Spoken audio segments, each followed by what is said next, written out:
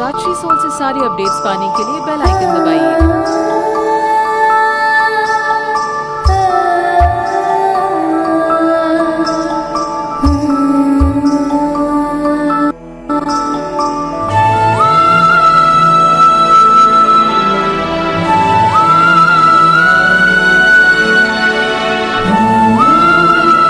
నాకు తెలుసు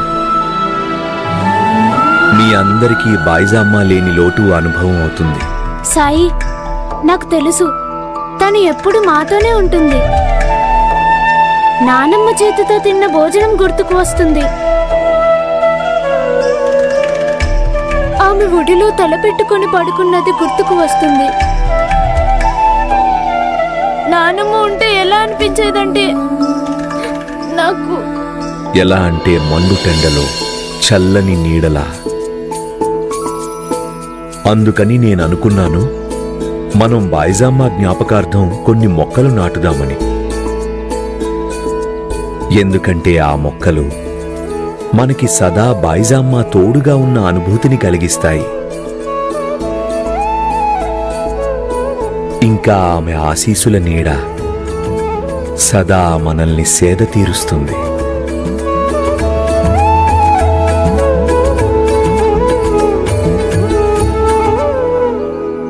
అమ్మకు మల్లెపూలు అంటే చాలా ఇష్టం సాయి. మేము మల్లె చెట్టు నాటొచ్చా? నేను నీకు మల్లెపూల మొక్కే ఇచ్చాను తాత్యా. సాయి, నేను కూడా మల్లెపూల మొక్కే తెచ్చాను. నేను నేరేడు చెట్టు గింజలు తెచ్చాను. నేను సీతాఫలం గింజలు తెచ్చాను. బాయిజాకకి సీతాఫలాలంటే చాలా ఇష్టం. నేను మారేడు మొక్క తెచ్చాను సాయి. మారేడుకాయ రసం అంటే ఆమెకు చాలా ఇష్టం.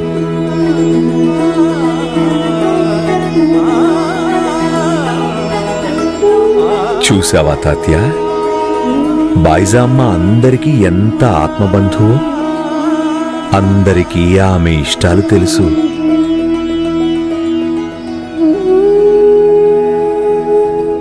సాయి, నాకు ఈరోజు అనిపిస్తోంది మన అమ్మ ఈ ప్రపంచంలో అందరికంటే సంపన్న మహిళ అని. ఎంత ప్రేమను ఆమె సంపాదించిందో బహుశా ఇంకెవరూ అంత సంపాదించలేరు.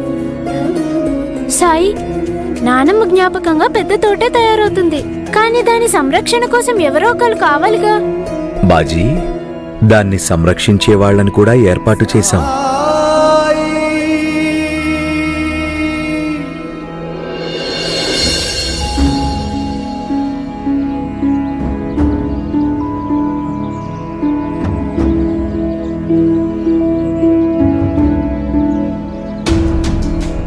సాయి, వీళ్ళు నాన్నగారి దగ్గర పనిచేసేవాళ్ళు.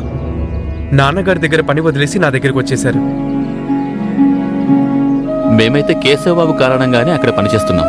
మేం కూడా ఏదైనా మంచి పని, నీతివంతమైన పని చేయాలనుకుంటున్నాం. సాయి, మాకు బూటి నిలయం నిర్మాణంలో భాగం పంచుకునే అవకాశం ఇవ్వండి. తప్పకుండా. శ్యామా, వీళ్ళందరికీ వీళ్ల యోగ్యతని అనుసరించి పనిచ్చే బాధ్యత నీదే. అలాగే సాయి, పదండి.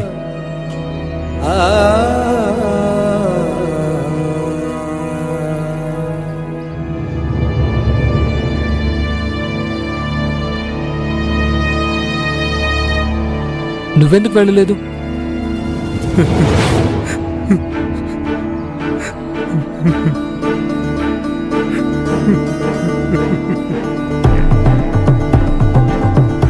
ఏమైంది?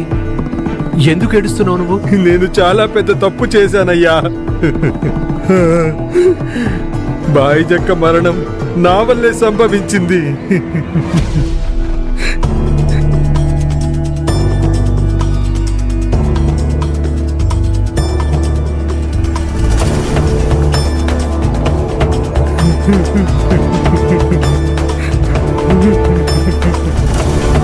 అసలేమంటున్నావు నువ్వు?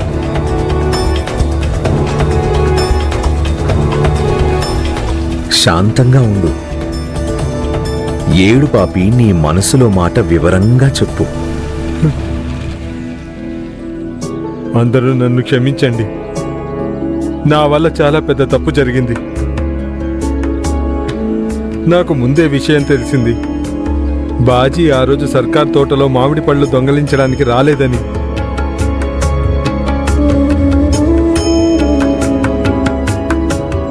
కానీ ఎప్పుడైతే ఆ విషయం సర్కార్తో చెప్పానో అప్పుడు ఆయన నన్ను బెదిరించారు. నన్ను అబద్ధం చెప్పమని బలవంత పెట్టారు. నేను భయపడిపోయాను.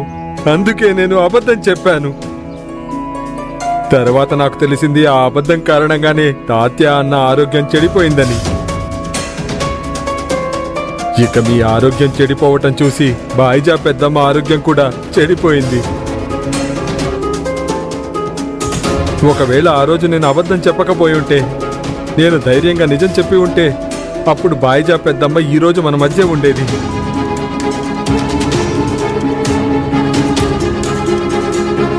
నేను జీవితంలో ఎప్పటికీ నన్ను నేను క్షమించుకోలేను.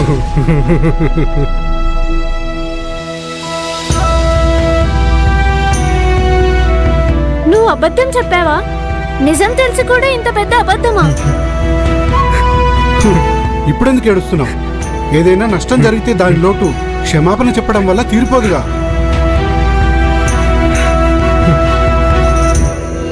ఇక్కడ అలాంటి వాళ్ళు ఎవరున్నారు? ఎప్పుడూ ఎవరికీ భయపడిన వాళ్ళు? తప్పులు అందరి వల్ల జరుగుతాయి. ఎవరైతే ఏ భయం లేకుండా తమ తప్పును ఒప్పుకుంటారో వాళ్ళ మనసులో ఖచ్చితంగా పశ్చాత్తాపం ఉంటుంది. కావున అలాంటి మనిషిని క్షమించాల్సి ఉంటుంది.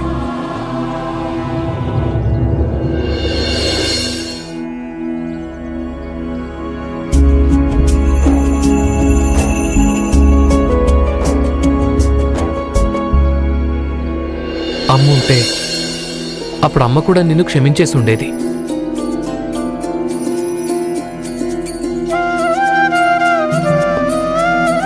కానీ నిజమేంటంటే అమ్మ వెళ్ళిపోయే సమయం వచ్చింది.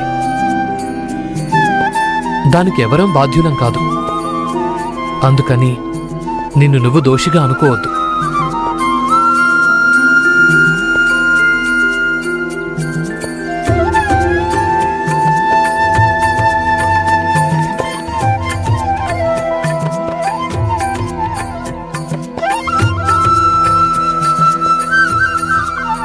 వెళ్ళు. మిగతా వాళ్ళు మాధవ్ బాబాయ్ వెంట బూటి నిలయంలో పర్యటనకు వెళ్ళారు. నువ్వు అక్కడికి వెళ్ళు. లేదు కేశవ్, బాయిజామ్మ మరణానికి బాధ్యుడివి నువ్వు కాదు. కానీ ఆమె మమకారానికి ఉద్యానవనం రూపాన్ని ఇచ్చే బాధ్యత ఈ రోజు నుంచి నీది. అది మేము బాయిజామ్మ జ్ఞాపకార్థం పెంచబోతున్నాం. ఇదైతే నాకు చాలా సౌభాగ్యకరమైన విషయం సాయి. కానీ ఆ తోటలోంచి ఎవరినీ పండ్లు కోసుకోవద్దని మాత్రం అనకూడదు.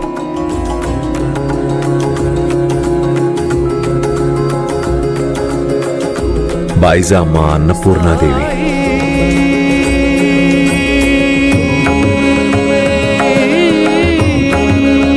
ఎప్పటి వరకైతే నువ్వు ఆ తోటని సంరక్షిస్తుంటావో అప్పటిదాకా నీకే విషయానికి లోటుండదు. నేను నీకు వాగ్దానం చేస్తున్నాను.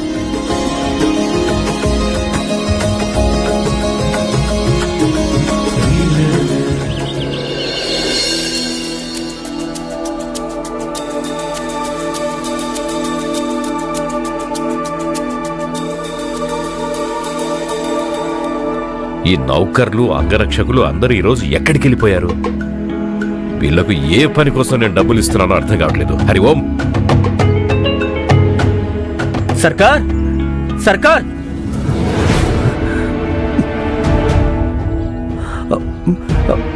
సర్కార్, మీరు నన్ను కొట్టను అంటే నా దృష్టికొచ్చిన విషయాన్ని ఒకటి మీకు చెప్తాను. ఏంటో చెప్పు గాడిద.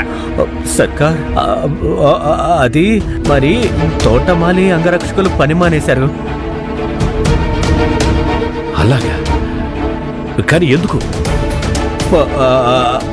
అదే కేశవ్ బాబు కారణంగా సర్కార్. కేశవ్ బాబు ఎప్పుడైతే ఇంట్లో నుంచి వెళ్ళిపోయారో సగం మంది నౌకర్లు పని మానేసి వెళ్ళిపోయారు. మిగతా వాళ్ళు ఇప్పుడు వెళ్ళిపోతారని చెప్తున్నారు.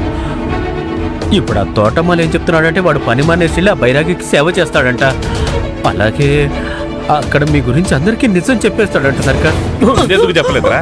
ఎందుకు చెప్పలేదు? చెప్తూనే ఉన్నాను కదా సర్కార్. నేను మీకు ఎంతో కాలంగా నమ్మిన బంటుగా ఉన్నాను. అయినా మీరు నన్ను ఎప్పుడు కొడుతూనే ఉంటారు. అసలు మీరు మీ సేవకుల్ని ఇలా నిర్దాక్ష్యంగా కొడుతూ ఉంటే ఎవరైనా మీ దగ్గర ఎందుకు పనిచేస్తారు? సర్కార్, ఒకవేళ మీరు ఏదైనా చేయాలనుకుంటే ఆ బైరాగిని చేయండి. ఎందుకంటే ఆ బైరాగి మీద ఉన్న కోపం అంతా మీరు మీ నౌకర్ల మీద తీర్చుకుంటూ ఉంటారు. ఈ గతిలేని నౌకర్లకి చాకర్లకి ఇంత తెగింపెట్లా వచ్చిందిరా? హరి ఓం హరి ఓం. ఈ భోజనం కేశవ్కిచ్చిరా. అలాగే అమ్మా.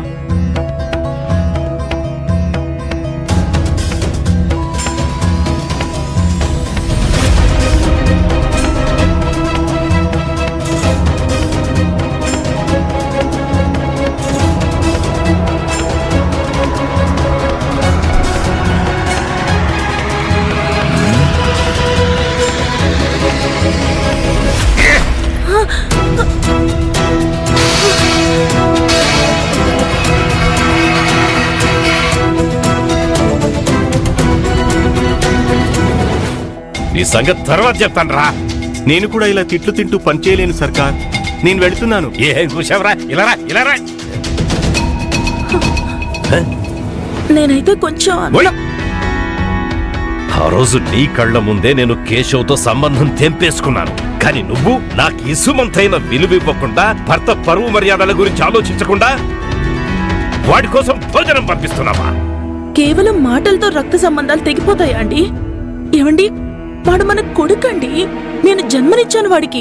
నేను వాడికి తండ్రిని కాదు, వాడు నాకు కొడుకు కాదు. ఎవరైతే ఆ సాయితో సంబంధాలు కొనసాగిస్తూ ఉంటారో, ఆ బైరాగిని ఆరాధిస్తారో, వాళ్లతో నాకెటువంటి సంబంధం లేనట్టే. అయినా నువ్వు నా మాట లెక్క చేయవా రుక్మిణి? నాకు తెలియకుండా రహస్యంగా కేశవ్కి భోజనం పంపిస్తావా? నువ్వు ఇలాగే చేసావనుకో, నువ్వు ఎవడితో అయితే భోజనం పంపించాలనుకుంటావో వాళ్ల చేత కేశవ్కి దేహశుద్ధి చేయిస్తాను. అందుకని వాడు క్షేమంగా ఉండాలి అనుకుంటే నువ్వు నా మాట జవదాటకూడదు. ఇప్పటికైనా అర్థమైందా మూర్ఖురా? దేవుడా, ఆ బైరాగి భక్తులందరూ నాకు శత్రువులే. అలాంటి వాళ్ళను, నా శత్రువుల్ని నేను ఉపేక్షించే ప్రశ్నే లేదు. ఆ భక్తుల్లో నా కన్న బిడ్డున్నా, మనవడున్నా, నా భార్య ఉన్నా,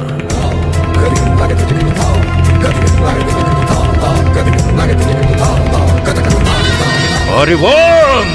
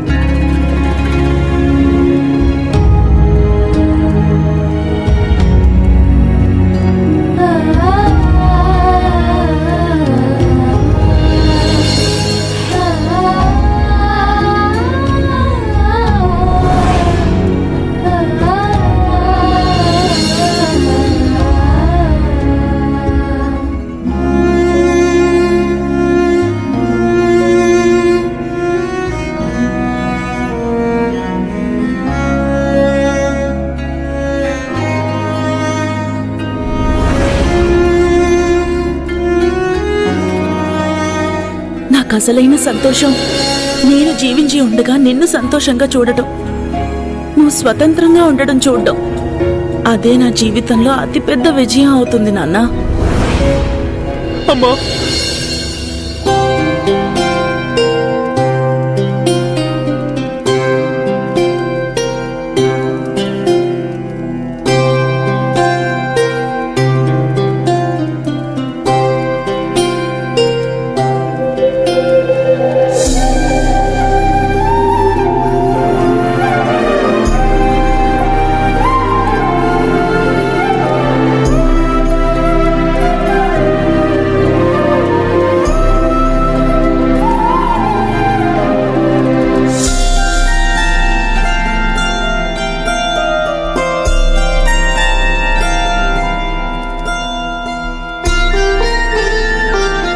సాయి,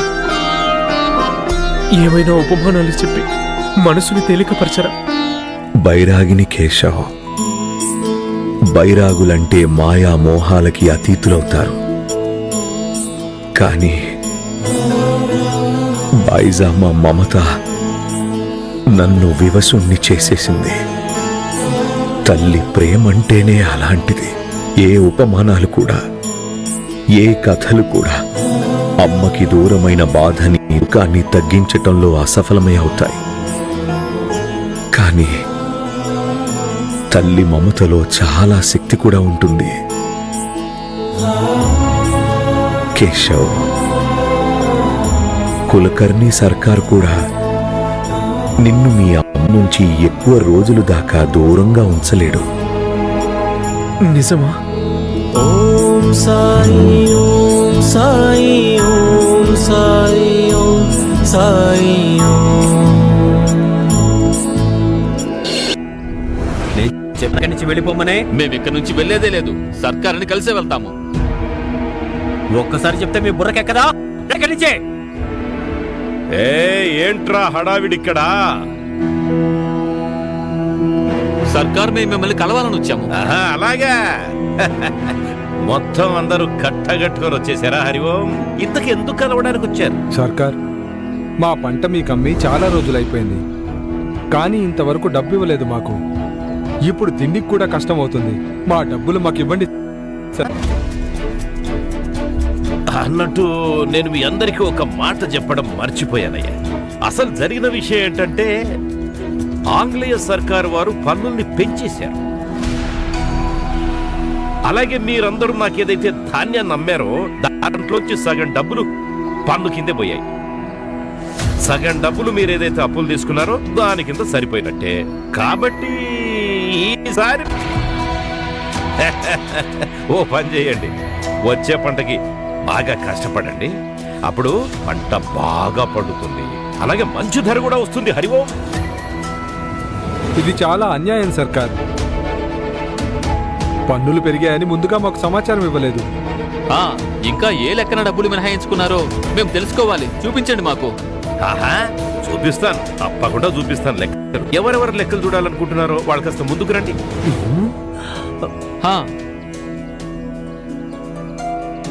సర్కార్, నేను చూడాలనుకుంటున్నాను. నేను చదువుకున్నాను, నాకు లెక్కలు చేయడం కూడా వచ్చు. మీరు చూపించండి, దానిలో నేను తప్పప్పులు ఉన్నాయో లేదో చెప్తాను. సరే, ఇప్పుడే నీళ్లకి నీళ్లు, పాలకి పాలు వేరు చేసేద్దాం.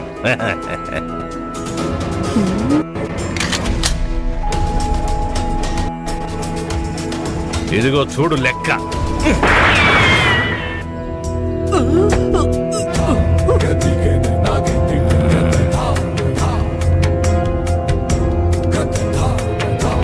కులకర్ణి సర్కారు లెక్క. సర్కార్ తుపాకి చెబుతుంది. మీకు లెక్క కావాలంటే వెళ్ళి మీ బైరాగి దగ్గరికి వెళ్ళి అడగండి. అతడి భజన చేస్తారుగా మీరు గనక మళ్ళీ కనిపించారంటే లెక్కలు అడగడానికి ఒక్కడు మిగలడు. వెళ్తారా లేదు ఇక్కడి నుంచి? వద్దు సర్కార్.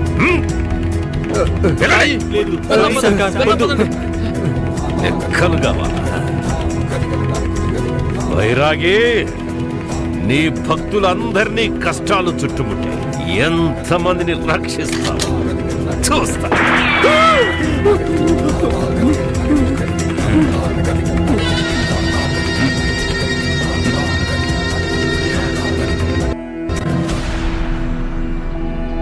ఇప్పుడిక సాయ మనల్ని ఆదుకోగలడు. కులకర్ణి సర్కారు ఉచ్చులో నుంచి ఆయనే మనల్ని విడిపించగలడు.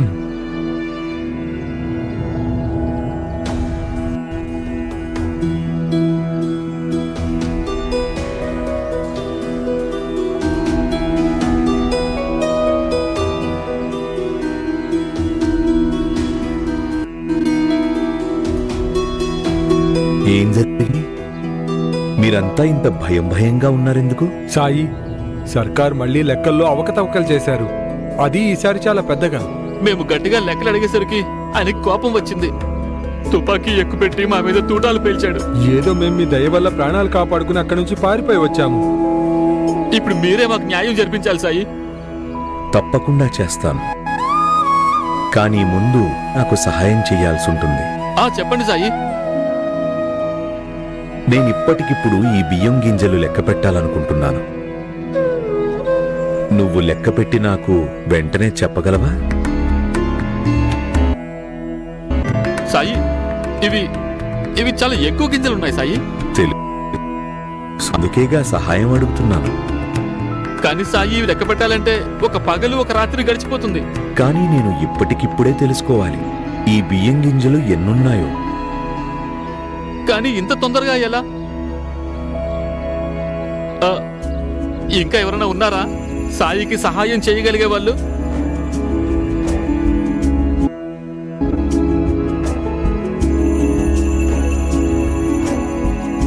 సరే, ఒకవేళ మీరు నాకు సహాయం చేయలేకపోతే నేను కూడా మీకు సహాయం చేయలేను. సాయి, మేం ప్రయత్నం చేసి చూస్తాము. కానీ ఎలా? ఇప్పటికిప్పుడు ప్రయత్నం అయితే చేసి చూద్దాం. ఇవ్వండి సాయి.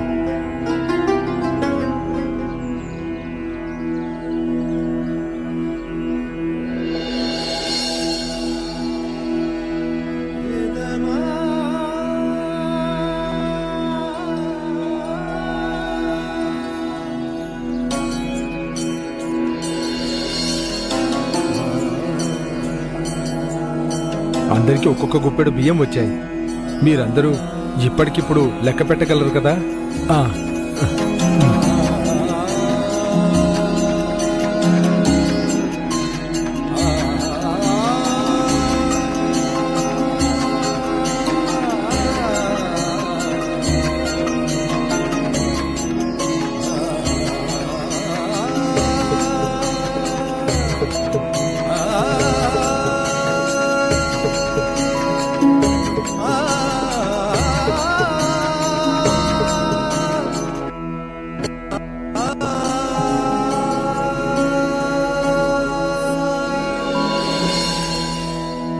సాయి, ఇవి మొత్తం కలిపి 16,430 గింజలున్నాయి. సాయి సాయి, ఇప్పుడు మీరు మాకు సహాయం చేస్తారుగా? నేనేం సహాయం చేస్తాను? మీరంతా ఒకరికొకరు సహాయం చేసుకోగల సమర్థులు. సాయి, ఒకవేళ మా దగ్గర పరిష్కారం ఉండుంటే మేము ముందే చేసుకునే వాళ్ళం. పరిష్కారం ముందు నుంచే ఉంది, కానీ మీరే దాన్ని అర్థం చేసుకోలేకపోయారు. ఈ పాత్రలోని బియ్యం గింజలని లెక్కించటం మీ ముందున్న సమస్య. అవునా కాదా? నువ్వనుకున్నావు పనంతా నువ్వు ఒక్కడివే చెయ్యాలని. ఆ కారణంగా నువ్వు ముందే ఓటమిని ఒప్పుకున్నావు. ఇది నిజమా కాదా? తర్వాత పరిష్కారం ఎలా దొరికింది? మీరంతా బియ్యాన్ని తలా కొన్ని పంచుకున్నారు. ఇక అసంభవాన్ని సంభవం చేశారు. అవును సాయి, ఇంకా వేరే దారి కూడా ఏమీ లేదు కదా. కేవలం ఇదొక్కటే దారి మీ అందరి సమస్యకి. సంఘటితం. ఒక రైతు సమస్య రైతులందరి సమస్యగా పరిగణించబడాలి. అప్పుడే మీరు స్వశక్తులవ్వగలుగుతారు.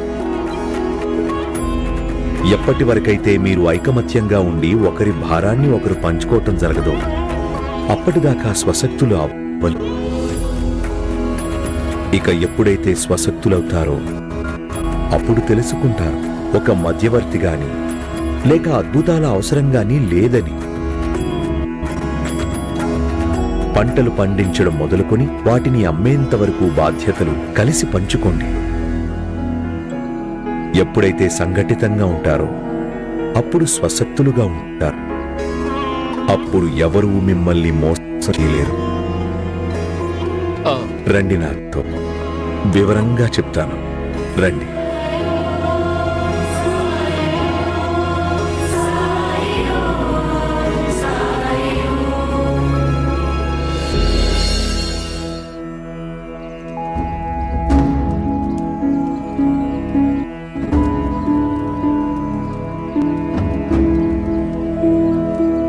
సాయి ఎక్కడా?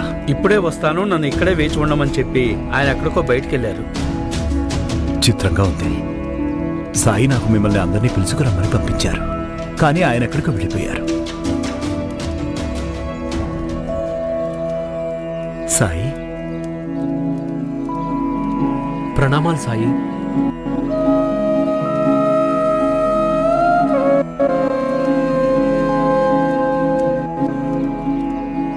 సాయి మీరు పిలిచారట?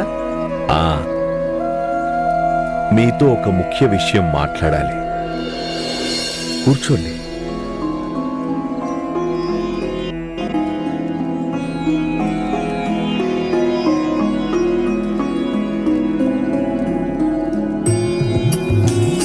ఈయన ప్రదీప్ గారు, షావుకారు. సంత నుంచి అన్ని రకాల ధాన్యాలు, కూరగాయలు ఇంకా పండ్లు కొనుగోలు చేస్తారు. ప్రదీప్, ఒకవేళ రైతులు మార్కెట్ కంటే తక్కువ ధరకే వాళ్ల పంటని మీకు అమ్మితే మీరు వాటిని కొంటారా? ఆ సాయి, కొంటాను. కానీ దీంట్లో ఒకటే ఇబ్బంది. వేరు వ్యక్తుల నుండి ధాన్యం తీసుకొని వాటికి వెలకట్టడం చాలా కష్టమైన పని.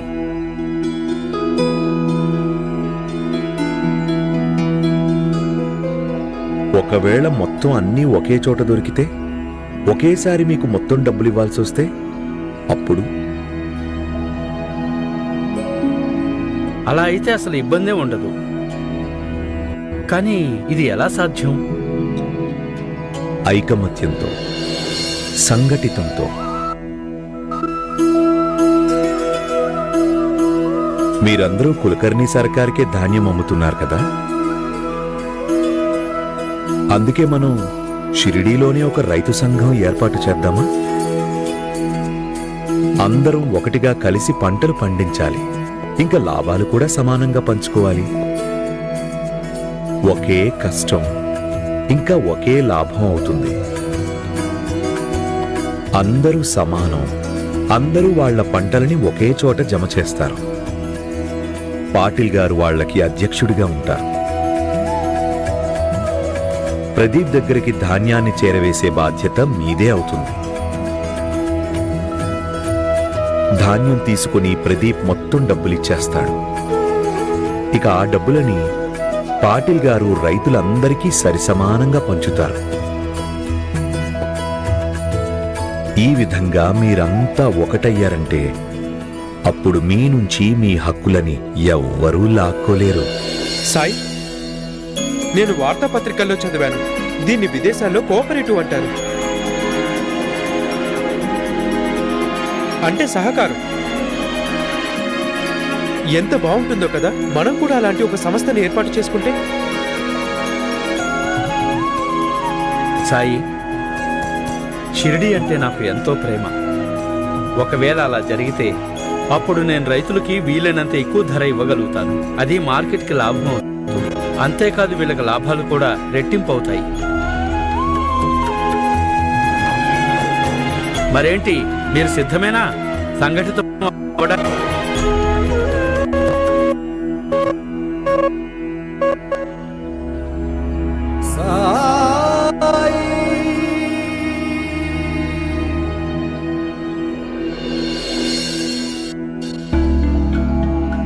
సర్కార్, నిన్న మీరు ఆ రైతుల్ని బండ బూతులు తిట్టారు, అంతగా భయపెట్టారు కదా, వాళ్ళు వాళ్ళ ధాన్యాన్ని మీకు ఇస్తారని మీరు అనుకుంటున్నారా? వస్తారు, నా దగ్గరికే వస్తారు రా అందరూ. ఒక బండెడు ధాన్యం తీసుకొని మార్కెట్కి వెళ్తారా ఏంటి వాళ్ళు? నా దగ్గరకి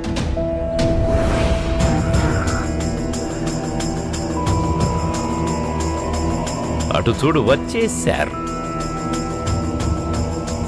ధాన్యం నా కాళ్ళ దగ్గర పోయడానికి దిచ్చమెత్తుకునే సన్నాసులు. అటు చూడండి సర్కార్.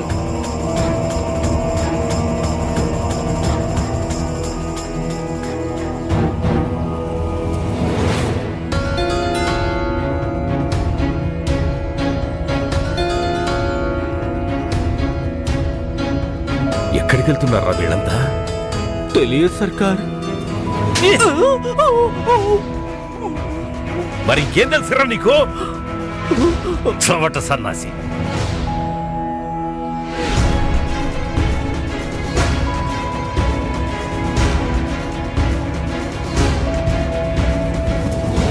ఇక్కడ పెట్టేయండి. మీ పేరు? రమేష్. ఎన్ని బస్తాలు? 1. సరే, దాంట్లో జమ చేయండి. రామ్ ప్రసాద్, ఎన్ని బస్తాలు? 1. తాతయ్య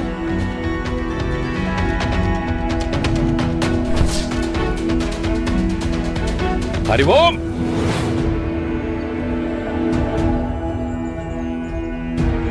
ఏం జరుగుతోంది ఇక్కడ? చెప్పండి.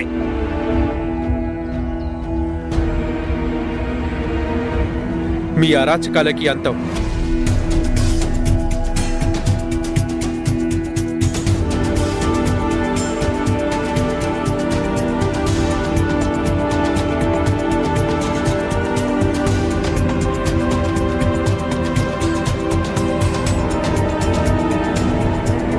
మేమలా ఎన్నటికీ జరగనివ్వం.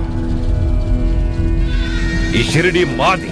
నేనిక్కడ ముఖ్యాధికారిని. ఇక్కడ నా మాట వేదం. నా ఆదేశాన్ని ఉల్లంఘించడం శిక్షార్హమైన నేరం. మేమిప్పుడు మీకు బెదుర్కోం సర్కార్. మాకేది లాభమో మేము అదే చేస్తాం. సంతా ఇక్కడున్న ఏ ఒక్కడిని వదలొద్దు. చితకబాదు. వెళ్ళు.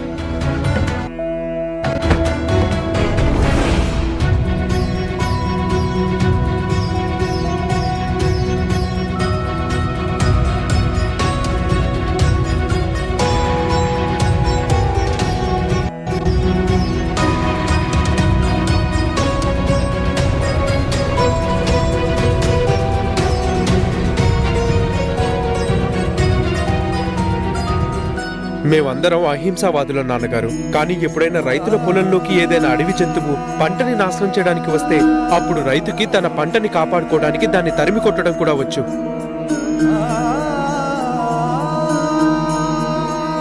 ఒక రైతు ఆత్మాభిమానాన్ని సవాలు చేయొద్దు నాన్నగారు. మర్యాదగా ధాన్యానంతా నాకు అప్పగించండి. మిమ్మల్ని కులకర్ణి సర్కార్ నుంచి కేవలం కాపాడతాడు. ఇప్పుడు మిమ్మల్ని ఎదిరించడానికి సాయే మా అందరినీ ఐకమత్యం చేశారు. ఇప్పుడు మేము ఎవరికి భయపడము సర్కార్. ఒకవేళ మీరు మా పైన దౌర్జన్యం చేస్తే మేము బ్రిటిష్ సర్కార్ దగ్గరికి వెళ్తాము.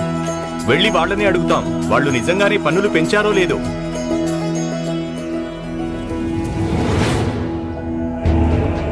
ఈ కుంకలు నిజంగానే వెళ్లి ఫిర్యాదు చేశారంటే అప్పుడు ఆ చాందోర్కర్ దీక్షిత్ వద్ద నాకు పెద్ద తలనొప్పి అవుతుంది. సంఘటిత శక్తిని చూశారా మీరు?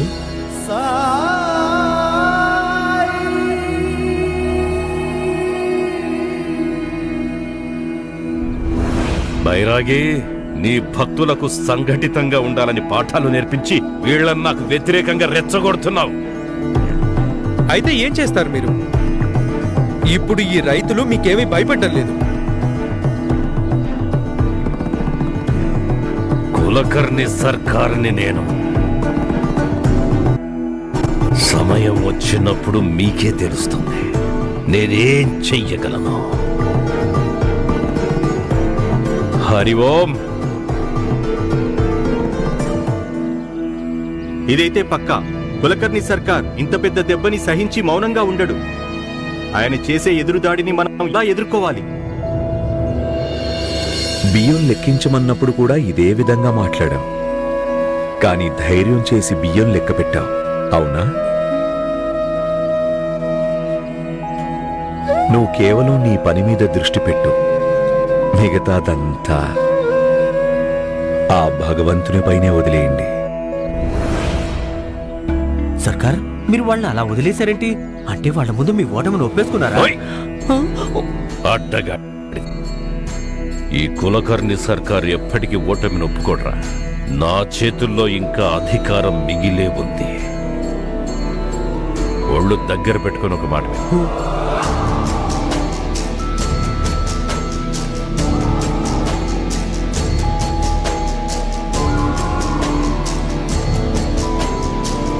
హరి ఓం.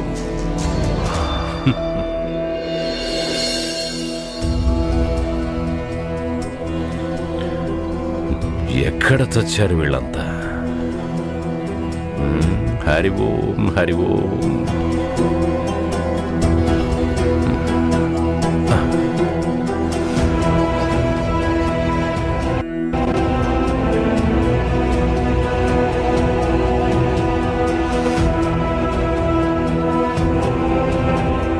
షిరిడీ వాసులారా, మీ అంతం దగ్గర పడింది.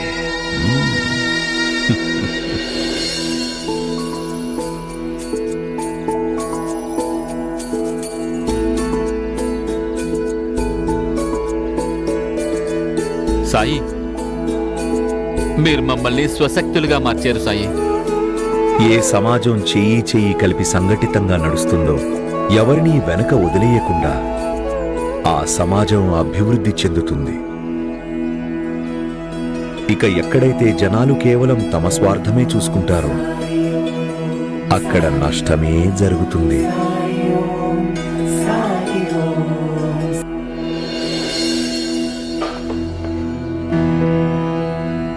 హరి ఓం, హరి ఓం.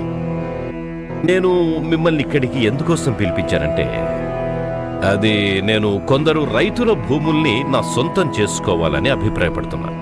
కానీ ఎందుకు?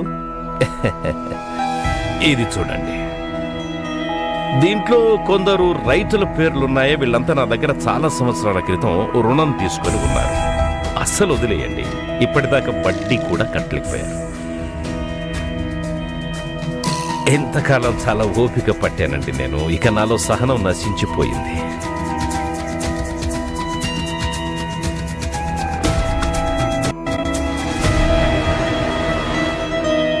వీటిలో చాలా మటుకు రుణాలు మీరు 10-20 సంవత్సరాల క్రితం ఇచ్చినవి. నిజంగానే చాలా ఓపిక పట్టారు మీరు. ఏం చేస్తాం, ఎంతైనా ఒక ఊరి వాళ్ళం కదా. విషయం పెద్ద చేయడం ఎందుకు అనుకుంటే, వీళ్ళేమో రోజు రోజుకు నా సహనానికి పరీక్ష పెడుతున్నారు. వీళ్ళందరి ముందు ఎలా చెప్పను? ఒకవేళ చెప్పకపోతే అప్పుడు నా కుటుంబానికి ఎంతో మంది జనాల ఉసురు తగులుతుంది.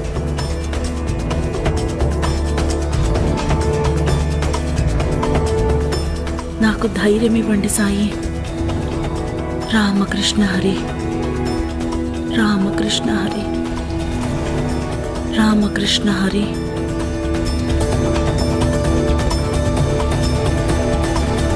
చూడండి, అలా పేదవాళ్ల భూములు లాక్కోవడం పాపమండి.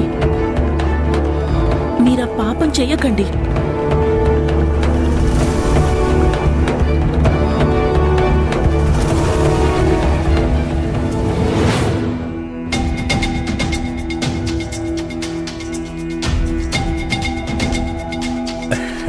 హరి ఓం.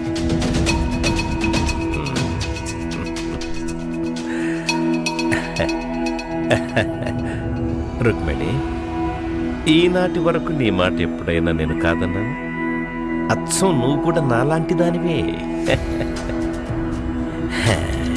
ఎంత విశాలమైన హృదయం నీది. కాని విను, ఎవరి భూములైతే నేను జప్తు చేసుకుంటున్నానో వాళ్ళు పేదవాళ్ళు కాదు.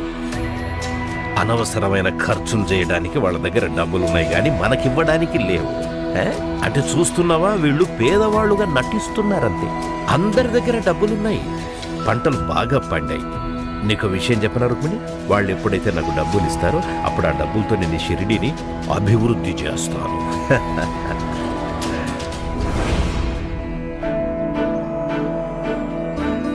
సాయి, మేము బ్రిటిష్ సర్కార్ అధికారులను కులకర్ణి సర్కార్ ఇంటికి వెళ్ళడం చూశాము. ఇంకా నేను విన్నాను, వాళ్ళు భూముల వ్యవహారం గురించి ఇక్కడికి వచ్చారంట.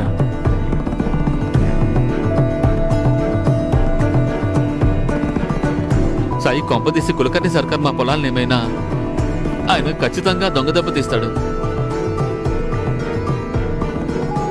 మాకు చాలా భయమేస్తుంది సాయి.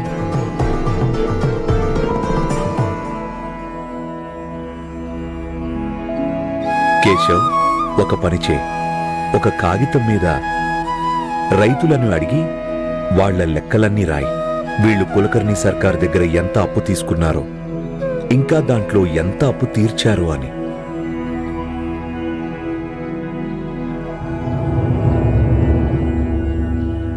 కానీ దానివల్ల ఏం లాభం ఉండదు సాయి.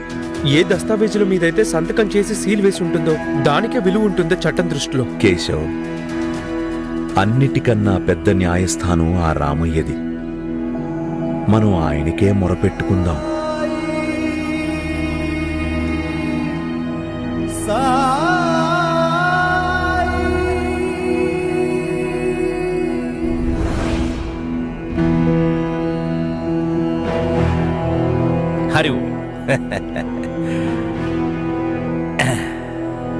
మేము మీకు సహాయం చేస్తాం.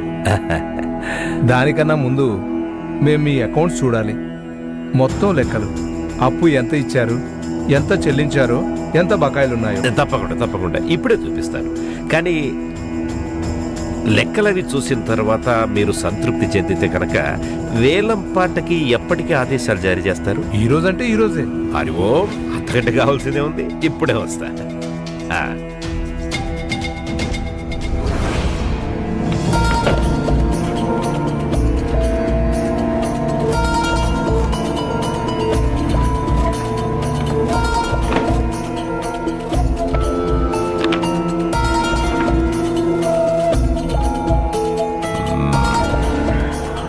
హరి ఓం, హరి ఓం. ఈ అంకెల్లో నేను చేసిన అవకతవకలు ఎవ్వరూ గుర్తించలేరు.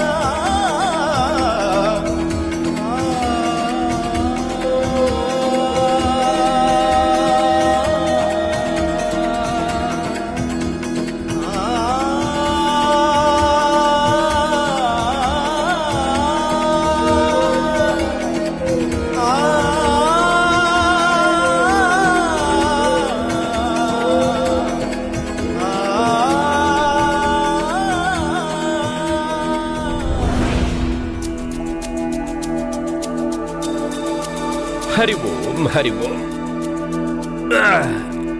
ఇదిగోండి, తీసుకోండి.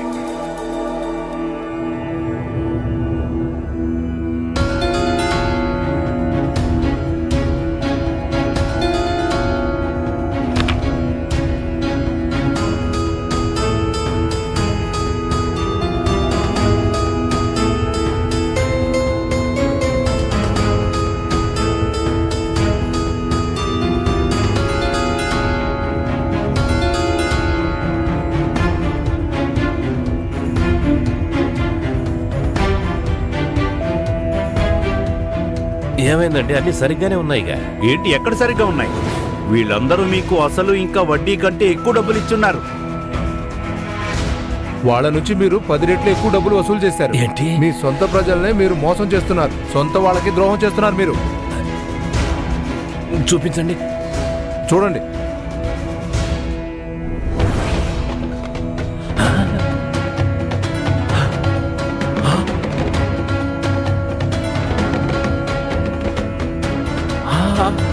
ఈ అంకెలన్నీ ఎలా మారిపోయాయి?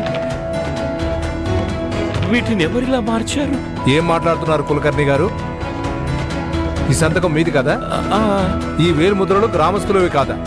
బ్రిటిష్ సర్కార్ వారు మీ మీద నమ్మకం ఉంచి మిమ్మల్ని ట్యాక్స్ కలెక్టర్గా చేశారు. కానీ మీరు బ్రిటిష్ సర్కార్ గౌరవానికే మచ్చ తెచ్చారు. ఈ విషయం గ్రామస్తుల మీద ఎంత దుష్ప్రభావం చూపిస్తుందో ఇది మీరు ఆలోచించారా? ఇప్పుడు ఇక ఒకటే పరిష్కారం ఉంది.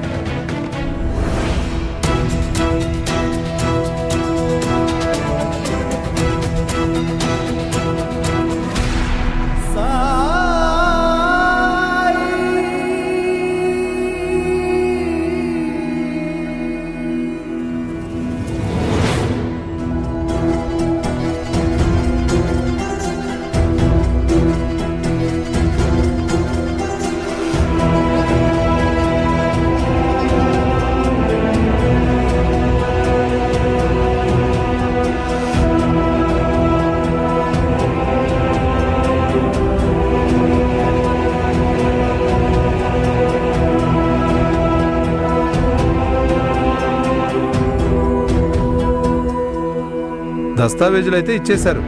కానీ ఈ రైతుల దగ్గర మీరు ఎంత డబ్బు అయితే అదనంగా తీసుకున్నారో ఈ రైతులందరికీ ఒక నెల లోపల మీరు తిరిగి ఇవ్వాలి.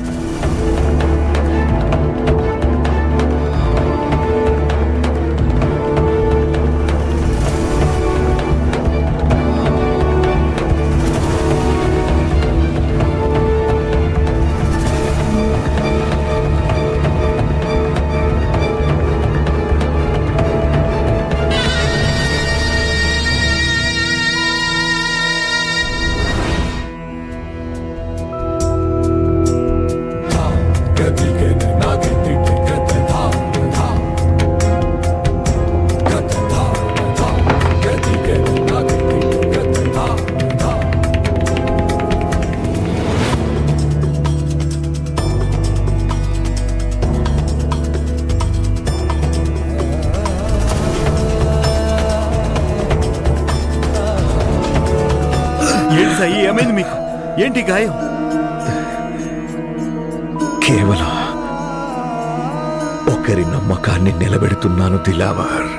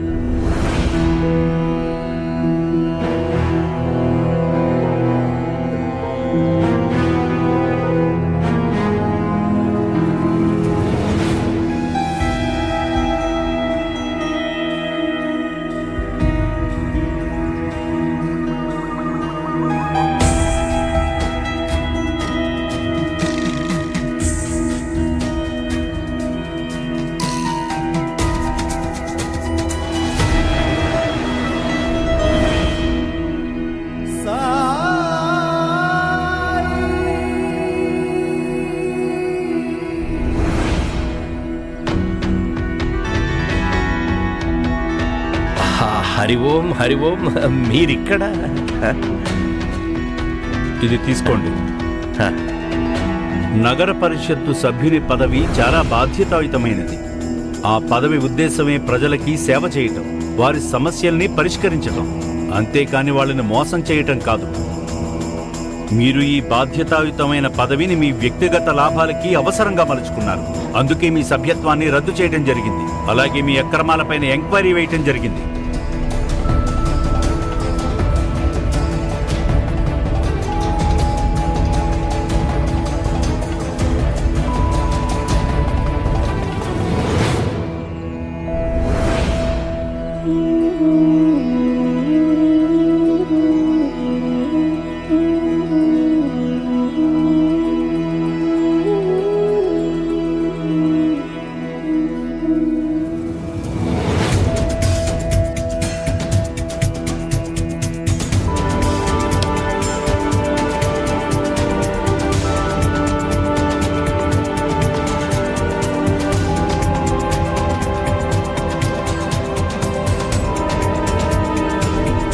మీరు చాలా అదృష్టవంతులు. మీరు చేసిన అవినీతి అక్రమాలకు మేము మిమ్మల్ని జైలుకి పంపించటం లేదు. ఈ రోజు నుంచి మీరు ఏ గ్రామానికి సర్పంచ్గా ఉండటం లేదు. ఇంకా ట్యాక్స్ కలెక్టర్గా ఉండే అధికారాన్ని కూడా మీ నుంచి వెనక్కి తీసుకుంటున్నాం.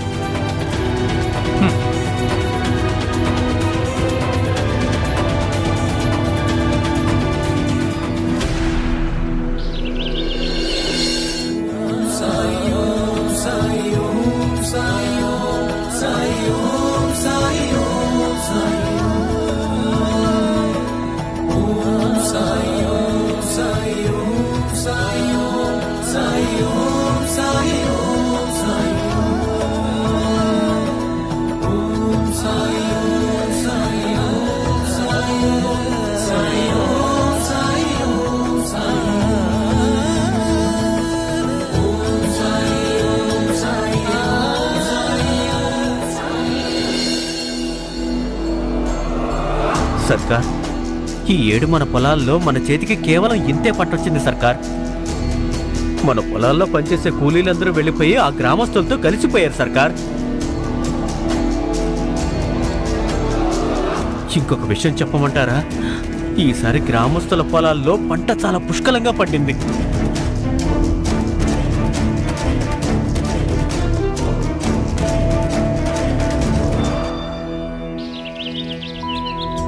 ఆ బైరాగి కారణంగా నా ప్రపంచం నాశనమైపోతుంది.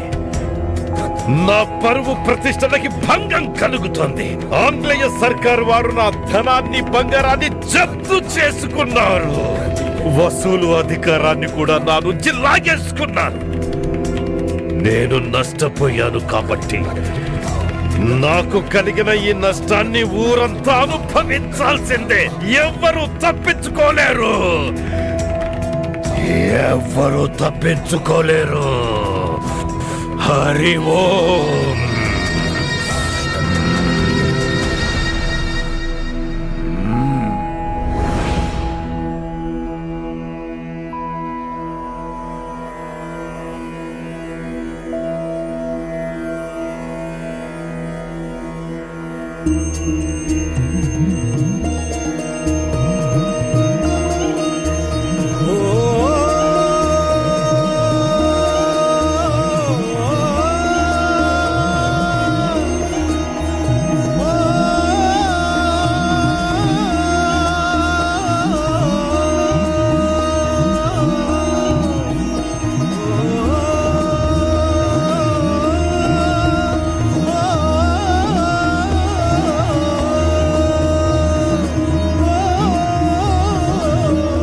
సమయం ఆసన్నమైంది.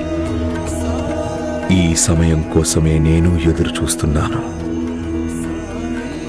కాకపోతే ఇంకొన్ని పనులు మిగిలాయి.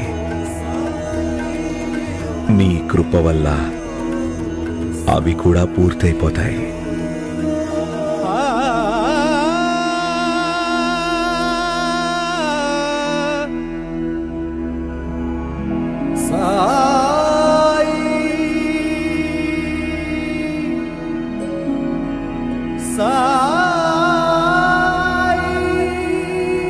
ఏమైంది సాయి?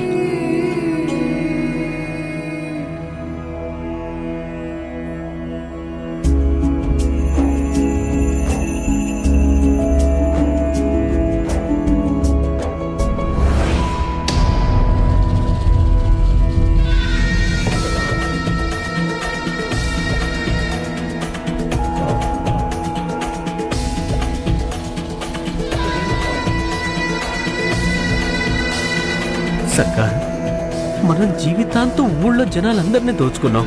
కానీ ఈ విధంగా ఊరినే తగలబెట్టడం నాకు న్యాయం అనిపించట్లేదు సర్కార్.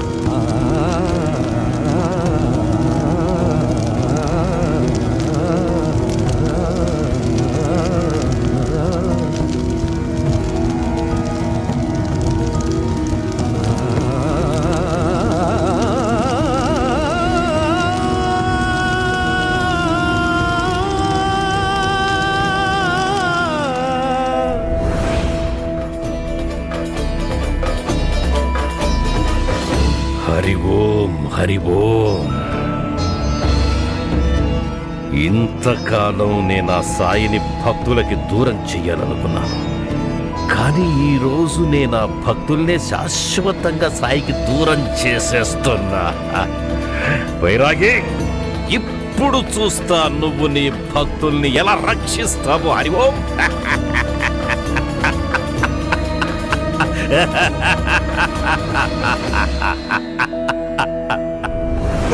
సాయి